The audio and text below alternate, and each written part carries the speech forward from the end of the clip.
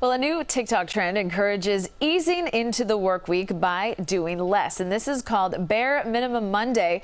And as Michael George explains, it's not about slacking. This is about self-care. Marissa Jo Mays came up with a solution to the dreaded start of the work week. This video is permission to do the absolute bare minimum today. The self-employed digital creator and startup co-founder practices Bare Minimum Mondays. You used to hate Mondays, but now you love them. From her home in Phoenix, Mays keeps the first 2 hours of her Monday free and schedules only 3 tasks for the day. It was like some kind of sorcery had happened. As soon as the pressure was gone, I was more productive than I'd been in a long time. You'd make a to-do list that was way too long, thinking you could overachieve your way out of the stress, but you never did. Mays promoted the concept with TikTok videos, and they went viral. People relate to the stress that I'm describing and the overwhelm that I'm describing. And when they hear about the changes that I feel now, they want in. Bare Minimum Mondays is the latest strategy to combat ever-increasing work burnout. According to the job search engine and review site Glassdoor, the phrase mental health in company reviews jumped 91% from 2019 to 2022.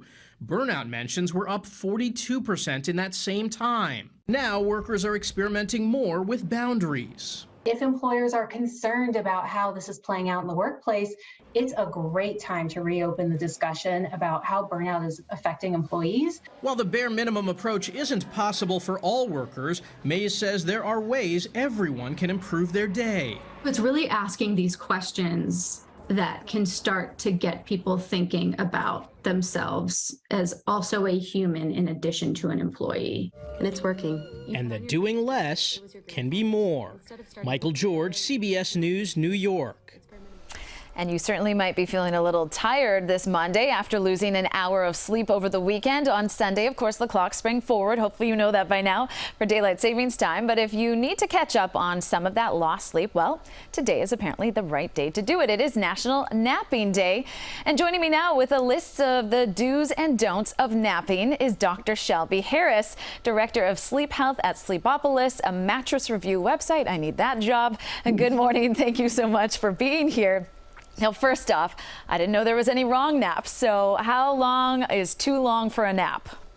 I mean, naps are fantastic for many people. The problem is the timing, it can be an issue. So shorter naps, we call them power naps, of about 20-ish minutes are actually great because they tend to be refreshing, but you don't need to get into deeper stages of sleep. If you want to take a longer nap, try to do about 90 minutes. Anywhere between that 30 to 90 minutes, you can actually wake up and be in a deep stage of sleep and be really out of it. So short or really long, but not in between.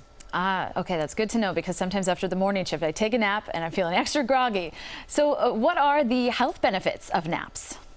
So if you nap, you can find that first of all, it decreases sleepiness, it increases or decreases your fatigue as well. But we find that it helps with learning, it helps with memory, it helps with productivity as well at work. So it does make you better at doing things in the afternoon, especially. Right, you certainly feel a little bit sharper.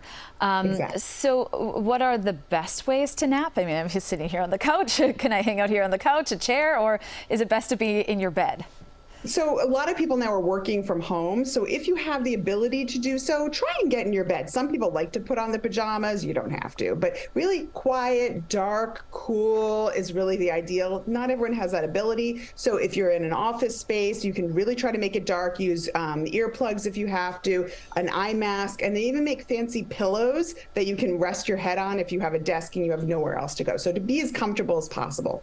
Okay, and I don't have issues sleeping at night, but some people do, so maybe naps aren't for everyone. Can you talk a little bit about that? Yeah, I always talk about napping as like snacking on sleep. So if you have naps and you're snacking too much on that sleep, you might actually have more trouble with sleep at night. So if you find that you are suffering from insomnia, really limit the naps for a few weeks, see if that makes a difference, because it really can be a game changer for some people. But if you don't have insomnia, go ahead and nap, but just try to do it earlier in the day so it doesn't impact nighttime sleep.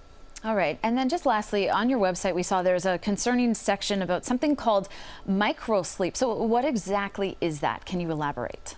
Yeah, microsleep episodes are these really, really quick lapses into sleep that can last a split second. And a lot of times people don't know it's happening. So if you find, a lot of people will see, like they'll have it on the couch watching TV at night, they kind of doze and they hit their head really quick and then they wake right back up. But sometimes you're not aware of it. So it can be really dangerous for driving, for operating heavy machinery. So if you notice you have a lot of microsleep episodes and you're getting enough sleep at night, definitely talk with your doctor because there might be something like sleep apnea or something else going on. All right, Dr. Shelby Harris, thank you so much. I will make sure not to nap longer than 90 minutes today. And we have some more tips for you on getting some rest, and you can head to cbsnewyork.com. We'll be right back.